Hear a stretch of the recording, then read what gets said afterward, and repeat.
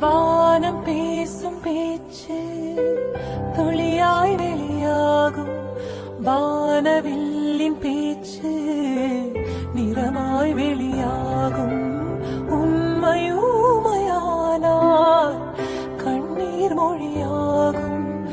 பெண்மையூமையானால் நாணம் மொழியாகும். ஓசை தூங்கும் ஜாமத்தில் உச்சி மீன்கள் மொழியாகும்.